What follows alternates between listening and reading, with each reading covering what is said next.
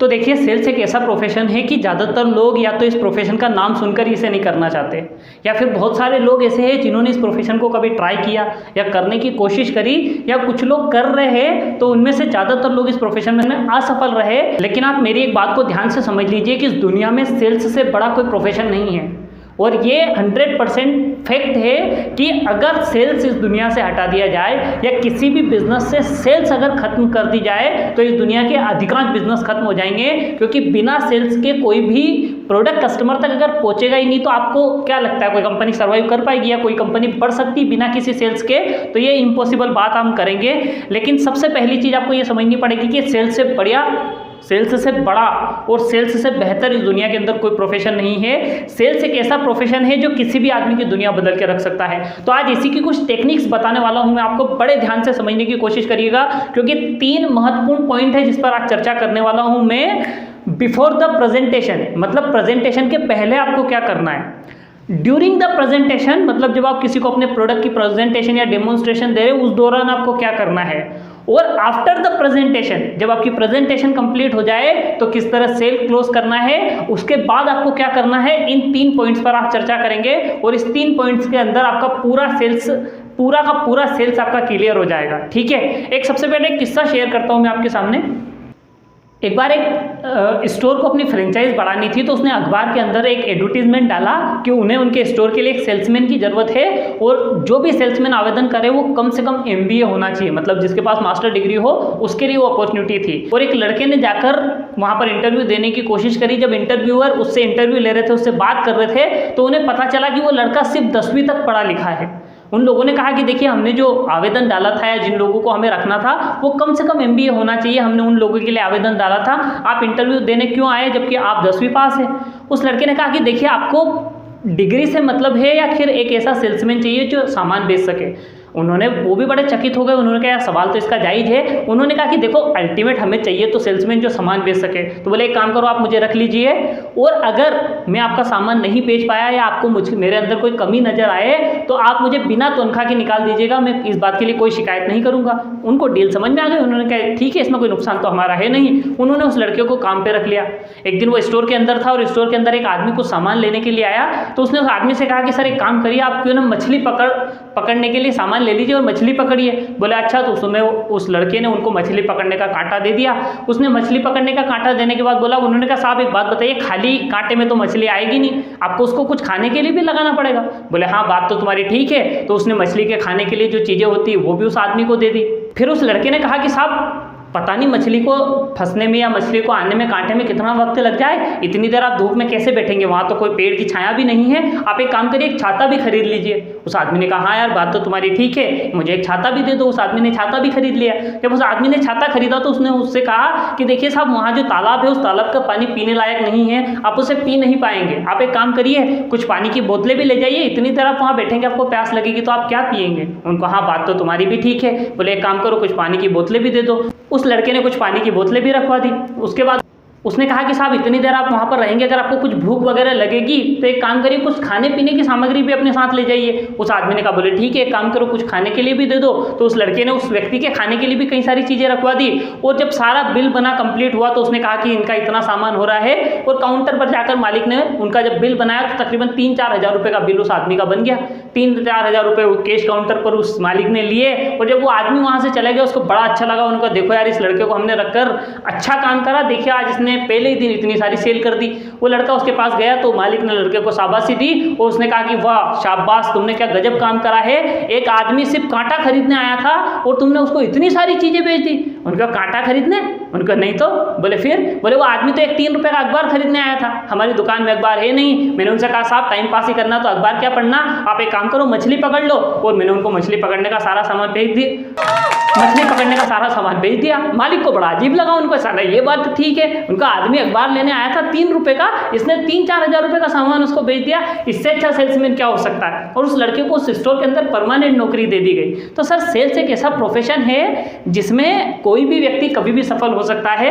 पर एक चीज़ ज़्यादातर लोग गलती ये करते हैं कि या तो इस प्रोफेशन को बहुत लाइटली ले लेते हैं, बहुत हल्के से शुरू करते हैं कि हाँ ठीक है यार बेचने का काम है, बहुत छोटा काम समझते हैं। सबसे पहले तो आपको अगर सेल्स में है या सेल्स में जाना चाहते हैं या किसी भी रूप में अगर सेल्स से बिलोंग करते हैं तो आपको सबसे पहले तो सेल्स को लेकर अपना नजरिया बेहतर करना होगा। आपको यह समझना पड़ेगा कि आप दुनिया के बेहतरीन प्रोफेशन में है, आपको एक प्राइड होना चाहिए कि हाँ मैं सेल्स का काम करता हूं, तब जाकर इस प्रोफेशन को लेकर आपका नजरिया चेंज होगा। और जब आपका नजरिया बेहतर होगा तो आप बेहतर सेल कर पाएंगे, इसकी गारंटी मैं देता हूं। आप में एक अजीब कॉन्फिडेंस आएगा। क्या ज़्यादातर लोग होते हैं जब उनसे पूछते हैं कि आप क्या करते हैं, उनका मैं सेल्स का काम करता हूं, लोगों को बड़ी बेइज्जती महसूस होती है, उनको खुद की बेइज्जती कर रहे होते हैं। वो इस तरह से बताते हैं कि मैं सेल्स में हूं। लेकिन एक बात ध्यान से समझ लीजिए, इस दुनिया में सेल्स से बड़ा, सेल्स से बेहतर और सेल्स से पुराना कोई व्यापार नहीं है या कोई तरीका नहीं है। तो सेल्स प्रोफेशन में अगर आप हैं तो सबसे पहले तो अपने आप को और अपने प्रोफेशन को इज्जत देना सीखो।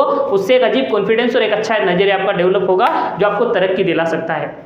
तो अब हम एक एक करके तीनों पॉइंट समझने वाले हैं। हम सबसे पहले तो समझते हैं कि बिफोर द प्रेजेंटेशन, मतलब प्रेजेंटेशन के पहले क्या करना है। देखिए, जब ज़्यादातर लोग किसी के साथ अपनी प्रेजेंटेशन शेयर कर रहे हैं या अपने प्रोडक्ट का डेमोन्स्ट्रेशन देने जाते हैं ना, तो जैसे ही कस्टमर के पास गए या उन्हें कोई लेकर गया, अपना जूनियर लेकर गया, वो किसी के साथ गए, तो जाते ही वो अपनी कंपनी के बारे में, अपने प्रोडक्ट के बारे में, अपनी चीज़ों के बारे में बात करने लगते हैं और लास्ट तक वो बात करते रहते हैं। ये गलती आप कभी भी ना करें। सबसे पहली चीज़ तो अगर आप किसी से मिलने जा रहे हैं तो सबसे पहले तो आपकी कोशिश होना चाहिए कि आप अपॉइंटमेंट लेकर जाना सीखिए।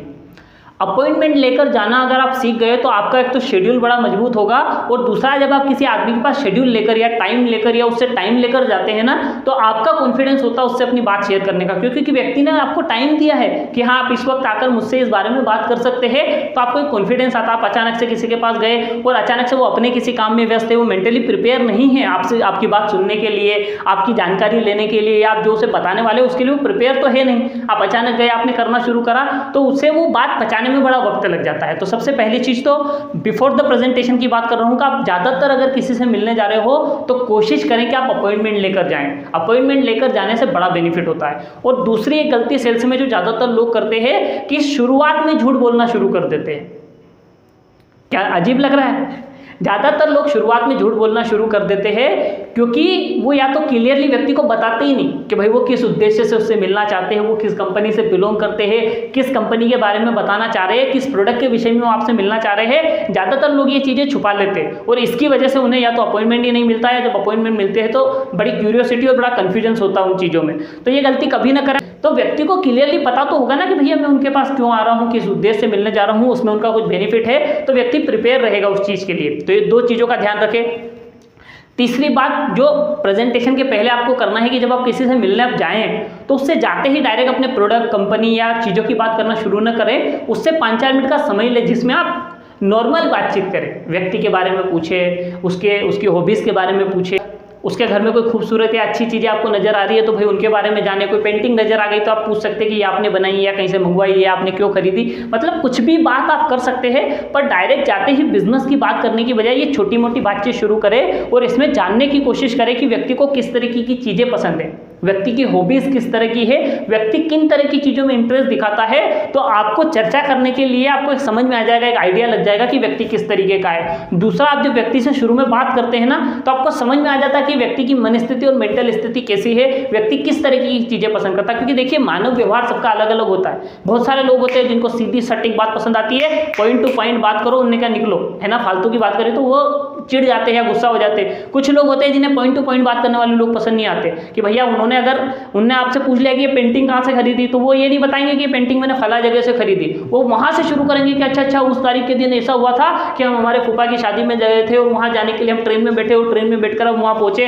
वहाँ पहुँचने के बाद हम उनसे मिले, फूफा ने हमसे ये कहा और ऐसी बातचीत हुई। और उनसे वहाँ मुलाकात करने के बाद जब हम रिटर्न आ रहे थे तो रिटर्न आते वक्त हम एक जगह गए, एक जगह जाने के बाद एक स्टोर में घुसे, स्टोर में हम कुछ और खरीदने गए थे लेकिन वहाँ पर हमें पेंटिंग नजर आ गई। और पेंटिंग नजर आ गई तो इसलिए हमने सोचा कि चलो एक काम करो, हमको घर पे अच्छा लगेगी। उसने हमसे बड़ी बार्गेनिंग करी लेकिन वो बाद में कुछ कम पैसे में राजी हो गया, इसलिए हमने खरीदी। बात इतनी सी थी कि वहाँ से पेंटिंग खरीदनी थी, लेकिन वो आपको डायरेक्ट नहीं बोलेंगे, वो घुमा फिरा के जलेबी जलेबी जलेबी जलेबी बनाएंगे और लास्ट में बताएंगे कि भैया क्या हुआ है। तो कुछ इस तरीके के लोग होते हैं। तो आप समझ पाएंगे कि यार व्यक्ति को किस तरीके की बातें पसंद है, आपको व्यक्ति का एजुकेशन स्टेटस समझ में आ जाएगा। आप कुछ मिनट उससे बातचीत करोगे तो कि भैया व्यक्ति कहाँ तक पढ़ा है, तो भैया किस तरीके की बात करनी चाहिए। अगर आप एक PhD करे हुए आदमी से कुछ तो भी बात करोगे तो हो सकता है शायद उसे लगेगा कि यार ऐसे लोगों के साथ क्या काम करना है, इनका तो स्टेट ऑफ माइंड बहुत डाउन है, या कितनी छोटी बात कर रहे हैं लोग। तो वो चीज़ हो सकती है। या मान लो कोई 10वीं फेल आदमी है, आप उसके सामने मर्सिडीज और जगवार और टेक्नोलॉजी और ब्लॉकचेन और ऐसी बड़ी बड़ी बातें कर रहे हो, उसे क्या समझ में आएगा। तो आप सबसे पहले शुरू में जाकर उसमें आपको 5 मिनट लगे, 10 मिनट लगे, 15 मिनट लगे, आप लगाइए, पर व्यक्ति से सबसे शुरू में बेसिक बातचीत करिए और अंडरस्टैंड करने की कोशिश करिए कि व्यक्ति की सोच समझने की क्षमता, उसकी हॉबीज, किस तरीके का व्यक्ति है, एक मानव व्यवहार समझ में आ जाएगा। तो आपको बड़ा ईजी होगा प्रेजेंटेशन करने में। और एक गलती जो ज़्यादातर सेल्समैन करते हैं कि वो सबसे पहले जाते ही व्यक्ति को कस्टमर बनाना चाहते हैं। अगर आप सेल्स में सफल होना चाहते हैं, अगर आप सेल्स प्रोफेशन में ऊंचाइयों पर जाना चाहते हैं, तो आप कभी भी ये गलती ना करें। जाते ही व्यक्ति को कस्टमर बनाने के बारे में सोचने की बजाय जाते ही व्यक्ति को दोस्त बनाने के बारे में सोचें। पॉइंट समझ में आ रहा है? जाते ही व्यक्ति को कस्टमर बनाने की बजाय जाते ही व्यक्ति को दोस्त बनाने की कोशिश करें। क्योंकि अगर एक बार व्यक्ति से आपकी दोस्ती हो गई, एक बार आपका रिलेशन बन गया, एक बार आपका कनेक्शन बिल्ड हो गया, तो बड़ा इजी हो जाएगा उसे प्रेजेंटेशन करना, उसको क्लोजिंग करना, उसको अंडरस्टैंड करना, उसको अपने प्रोडक्ट के बारे में समझाना, सारी चीज़ें बड़ी ईजी हो जाएगी। और ये सबसे महत्वपूर्ण चीज़ें होती है। हम क्या कर रहे हैं मालूम? हम क्या गलती करते हैं कि हम बहुत बड़ा महल खड़ा तो करना चाहते हैं, लेकिन उसकी नींव कमजोर रख देते हैं, और इसीलिए ज़्यादातर हमारे महल गिर जाते हैं। नींव बेस मजबूत होना चाहिए, क्योंकि और ये बिफोर द प्रेजेंटेशन का काम है। प्रेजेंटेशन के पहले ही अपने बेस इतना मजबूत कर लो कि आप व्यक्ति से अगर 15 मिनट गए थे और 2 घंटे भी बात करो तो उसे अनकंफर्टेबल फील ना हो। वो आपको ये ना कहे कि भैया आप उठकर चले जाओ, बल्कि वो ये कहे कि नहीं बैठो, हम समझते हैं कि आप क्या कहना चाह रहे हो। ऐसा बेस बना लो आप शुरू में जाते हैं। तो ये आपको बिफोर द प्रेजेंटेशन करना है, ठीक है। अब अगर बिफोर द प्रेजेंटेशन आपको चीज़ें क्लियर हो गई, तो अब हम बात करते हैं ड्यूरिंग द प्रेजेंटेशन आपको क्या करना है। अब प्रेजेंटेशन के पहले आप अगर वो चीज़ें करी तो आपको एक व्यक्ति के साथ कंफर्टेबल हो गए हैं, व्यक्ति आपके साथ कंफर्टेबल हो गया है, अब आप उसके साथ अपनी प्रेजेंटेशन शेयर कर सकते हैं। तो भैया आपको बेसिक जो भी आपका तरीका है, क्योंकि देखिए लाख तरीके हैं प्रोडक्ट्स सेल करने के और लाखों लोग अलग अलग प्रोफेशंस में हैं, तो मैं किसी एक प्रोफेशन की बात नहीं कर सकता, मैं ओवरऑल प्रोफेशन की बात कर रहा हूँ। तो इसमें आपको समझना है कि भाई आप अपनी कंपनी के बारे में डिस्कस करें, आप प्रोडक्ट के बारे में डिस्कस करें, आप उसके बाद व्यक्ति को बेनिफिट्स के बारे में बताएं। और एक चीज़ समझिए, कभी भी ड्यूरिंग द प्रेजेंटेशन जब आप प्रेजेंटेशन कर रहे हो तो कभी भी प्रोडक्ट बेचने की कोशिश ना करें। अब आप कहेंगे कि हम प्रोडक्ट बेचने तो गए, प्रोडक्ट नहीं बेचेंगे तो करेंगे क्या? जाकर वहाँ हम क्या टाइम पास करने गए? नहीं, मेरा कहने का मतलब वो नहीं है। व्यक्ति को कभी भी प्रोडक्ट न बेचे, बल्कि व्यक्ति को समाधान बेचने की कोशिश करें। अगर ये चीज़ आपने समझ ली ना, तो मैं आपको गारंटी देता हूँ कि सेल्स में कोई आपका हाथ नहीं पकड़ पाएगा। मतलब व्यक्ति को अगर आपने समाधान बेचना शुरू कर दिया तो समझ लो कि कमाल हो सकता है। क्योंकि देखिए समाधान बिकता है, प्रोडक्ट नहीं बिकता। अगर आप एसी बेचने की बजाय गर्मी का सॉल्यूशन बेच रहे हो, गर्मी से मिलने वाली राहत बेच रहे हो, गर्मी की वजह से जो परेशानियां होती है अगर उनका सॉल्यूशन बेच रहे हो, तो आपका एसी यूँ बिक जाएगा। लेकिन अगर आप एसी बेचते रहेंगे तो हो सकता है कि व्यक्ति एसी न खरीदे, है ना। समाधान बिल्कुल चुटकियों में बिक सकता है। तो समझे कि व्यक्ति को किस तरीके की समस्या है और किस तरह आपका प्रोडक्ट उसकी ज़िंदगी में समाधान ला सकता है, तो व्यक्ति बड़ी आसानी से आपका प्रोडक्ट खरीद लेगा, है ना। तो ये आपको एक टेक्निक का यूज़ करना है ड्यूरिंग द प्रेजेंटेशन के अंदर। दूसरा, फिर जब भी आप किसी को प्रेजेंटेशन कर रहे हो ना, तो एक चीज़ का विशेष ध्यान रखें कि हमेशा अपनी बात कॉन्फिडेंस के साथ रखें, हमेशा अपनी बात एक्साइटमेंट के साथ रखें, हमेशा अपनी बात जोश के साथ रखें। क्योंकि देखिए एलन पीस साहब की एक किताब है, उन्होंने एक बड़ी अच्छी बात कही है उसके अंदर कि कभी भी कस्टमर नीरस नहीं होता। नीरस का मतलब निरुत्साहित या कोई एक्साइटमेंट नहीं दिखाना, या उदास कस्टमर कभी भी नहीं होता। प्रस्तुतियां हमेशा नीरस होती है। मतलब प्रेजेंटेशन करने वाला ही अगर उत्साहित नहीं है, प्रेजेंटेशन करने वाला ही अगर एक्साइटेड नहीं है, तो कस्टमर कभी भी एक्साइट नहीं हो सकता। तो आपको ये 2-3 काम है जो ड्यूरिंग द प्रेजेंटेशन करना है। हमेशा अपना कॉन्फिडेंस लेवल हाई रखें, व्यक्ति को पूरे एक्साइटमेंट, पूरे जोश के साथ चीज़ें शेयर करें, व्यक्ति को इन्वॉल्व करें। ज़्यादातर लोग क्या करते हैं मालूम, प्रेजेंटेशन करते रहते हैं, बस वो बोल रहे हैं,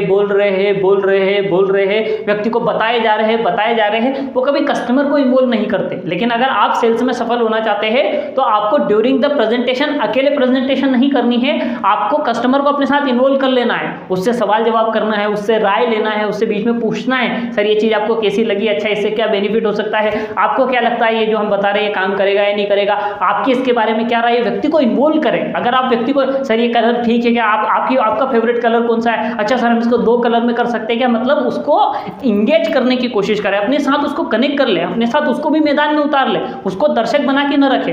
कई बार लोग गलती करते हैं कि कस्टमर को दर्शक बना देते, वो खेल रहे नहीं, उसको इन्वॉल्व कर ले आपके साथ, उसे भी खेलने का मौका दे, उससे बातचीत करे, उसको इन्वॉल्वमेंट डाले। तो ये ड्यूरिंग द प्रेजेंटेशन एक चीज़ है जिसको आपको करना है अगर आपकी सेल्स सफल चाहते हैं तो ये एक बड़ा बेनिफिट दे सकती है।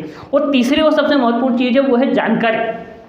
ज़्यादातर सेल्समैन गलती ये करते हैं कि वो स्टडी नहीं करते, पढ़ाई लिखाई नहीं करते, जानकारियाँ इकट्ठी नहीं करते, मार्केट की नॉलेज नहीं रखते, अपने कॉम्पिटिटर की नॉलेज नहीं रखते, मार्केट में कौन सी नई टेक्नोलॉजी नए प्रोडक्ट ग्रो कर रहे हैं उनकी जानकारी नहीं रखते और मैदान में चले जाते हैं कस्टमर के पास। और जब फिर उनको कोई दमदार, कोई नॉलेज वाला, कोई पढ़ा लिखा, कोई अच्छा, कोई मार्केट की समझ रखने वाला कस्टमर मिलता है ना, फिर उसको ऐसा पटक पटक के धोता है, ऐसा पटक पटक के धोता है, ऐसा पटक पटक के धोता है, इतने सवाल करता है कि ये फिर दोबारा मार्केट में जाने से ही घबराता। उन्होंने कहा बाबा ये नहीं, ये रेड लाइट एरिया इधर जाने का ही नहीं, क्योंकि इधर अगर गए तो बहुत जूते पड़ेंगे, है ना। तो जानकारी हमेशा अपनी टाइट रखे, अपने प्रोडक्ट के बारे में पूरी नॉलेज रखे, अपनी कंपनी के बारे में पूरा नॉलेज रखे, मार्केट में कोई अपडेशन हो रहा है उसकी थोड़ी सी नॉलेज रखे, अपने कॉम्पिटिटर प्रोडक्ट की नॉलेज रखे, आपके कॉम्पिटिशन में जो कंपनियां खड़ी उनकी थोड़ी बहुत नॉलेज रखे, उनकी समझ रखे, है ना। तो उससे आपको बड़ी बड़ी नॉलेज मिलेगी। तो ये एक चीज़ है कि जानकारी हमेशा कड़क जानकारी होना चाहिए आपकी, तो आपको बड़ा बेनिफिट मिलेगा। तो ये बेसिक चीज़ें हैं जो आपको ड्यूरिंग द प्रेजेंटेशन ध्यान में रखना है। अगर इन छोटी छोटी चीज़ों को आप सही कर लेंगे ना तो आपकी सेल्स और आपकी प्रेजेंटेशन कमाल की हो जाएगी, है ना। अब हम चलते हैं सबसे लास्ट और सबसे महत्वपूर्ण पॉइंट पर, और वो है आफ्टर द प्रेजेंटेशन, मतलब प्रेजेंटेशन के बाद क्या करना है। अब देखिए सर, कई सारे लोग हैं वो जो सबसे बड़ी गलती करते हैं वो करते हैं कि आपत्तियां नहीं उठाने देते कस्टमर को, या उसको सवाल करने नहीं देते, या वो फिर किसी चीज़ का विरोध कर रहा है ना तो लोग वो नहीं करने देते। लेकिन मैं कहता हूँ कि अगर आपका कस्टमर आपत्ति उठा रहा है, अगर आपका कस्टमर ज़्यादा सवाल कर रहा है, अगर आपका कस्टमर आपका विरोध कर रहा है, तो समझ लो कि वो काम का कस्टमर है जो आपके सामने बैठा है। यही वो कस्टमर है जिसको सेल करी जा सकती है, यही वो कस्टमर है जो खरीद सकता है, क्योंकि वही आदमी आपत्ति उठाता है, वही आदमी सवाल करता है, वही आदमी आपका विरोध करता है जो इंटरेस्टेड होता है। और हम ज़्यादातर उन लोगों से भागते हैं, लेकिन हमें गलती ये नहीं करना है, हमें ऐसे कस्टमर को तो संभालना है, ऐसे कस्टमर के तो जवाब देना है, ऐसे कस्टमर को तो संतुष्ट करने की कोशिश करना है। दूसरी चीज, कस्टमर की नाक को लेकर कभी भी उदास ना हो। ज़्यादातर लोग है कि जब उन्हें ज़्यादा लोग मना करते हैं या उनके प्रोडक्ट नहीं लेते या उनकी चीज़ों को लेकर इंटरेस्ट नहीं दिखाते तो ज़्यादातर सेल्समैन उदास हो जाते हैं। लेकिन एक चीज़ समझिए कि सेल्स बिजनेस में ये सबसे ज़्यादा नेचुरल चीज़ है। कस्टमर का मना करना उतना ही नेचुरल है जितना नेचुरल कि भैया सूरज उगेगा,